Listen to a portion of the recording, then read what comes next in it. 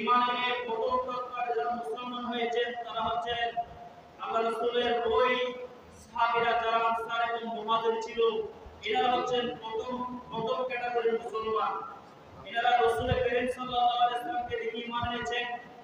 আনসাররা মুহাজিরুল ওয়াল answer রাসূলের প্রেমে, রাসূলের মহব্বতে, ইসলামের স্বার্থে, রাসূলের স্বার্থে, ঈমানের স্বার্থে, ইসলামের ব্যাপারে মক্কার জমিন ছেড়ে দিয়ে নিজের ব্যবসা বাণিজ্য, নিজের সবকিছু ত্যাগ করে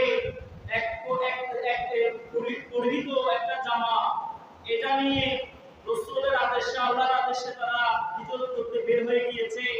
নিজের আপন পুত্র সন্তান স্ত্রীর মায়া তারা করে নাই, ইসলামের জন্য, রাসূলের মহব্বতের জন্য তারা হিজরত করেছে। তারা হচ্ছেন ইসলামের পরিভাষায় তারা হচ্ছেন মুহাজির।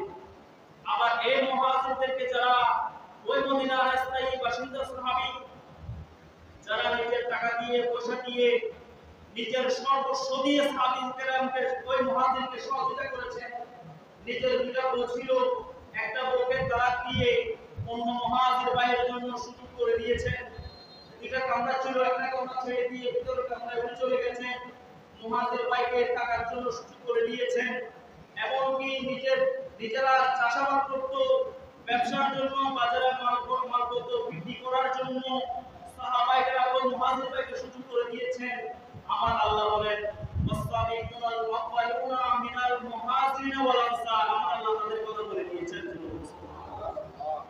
এবং আমাদের ক্ষেত্রে বলেছেন ওয়াল্লাযীনা তাবাউহুম বিইহসান, যারা এই আনসার এবং মুহাজিরদেরকে সুন্দরভাবে অনুকরণ করবে, তাদের আদর্শ জীবন বাস্তবায়ন করবে, অর্থাৎ সাইয়েদা সিদ্দিকা করতে শুরু করে আল্লাহ রাসূলের প্রত্যেক সাহাবায়ে কেরামকে সত্যের মাপকাঠি মেনে ওনাদের ইত্তেবা করবে, ওনাদের জীবন আদর্শ নিজের মধ্যে বাস্তবায়ন করবে।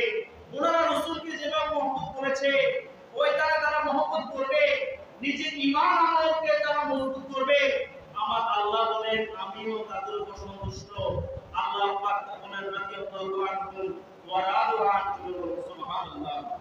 আমার আল্লাহ তাদের উপর সন্তুষ্ট হয়ে বলেন আমি তৈরি করেছি ওয়া'আদারা লাহুম জান্নাতিন তাজরি তাহতি আল-আনহার খালিদিনা ফিহা আবাদা যালিকাল ফাওজুল আযীম।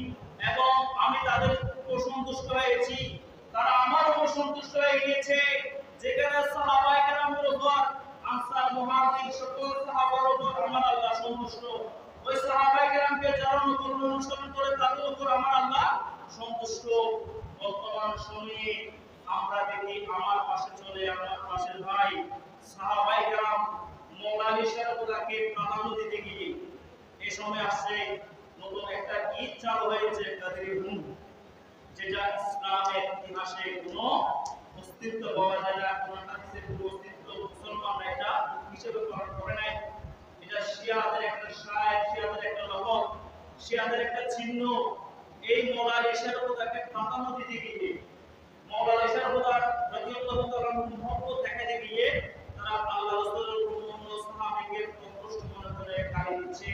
এবং আমির মুআবিয়া রাদিয়াল্লাহু তাআলা দলিল সাহাবীকে যারা গালি দিচ্ছে, দলিল সাহাবীকে তারা কাফের মুশরিক মনে করতেছে। তাই বোঝা যাচ্ছে আমাদের মধ্যে সামান্য বিষয় এবং নিজের মূর্খতার কারণে সাহাবা বিদ্বেষী হয়ে আমাদের মধ্যে ইফতিরাক সৃষ্টি হয়েছে। আমরা ফারাক হয়ে যাচ্ছি, আমরা ভ্রাতৃত্বের বন্ধন থেকে দূরে সরে যাচ্ছি। আল্লাহ পাক রাব্বুল আলামিন আমাদের সকল মুসলমানকে কোরআন হাদিসের সঠিক মানদণ্ডের উপর থাকা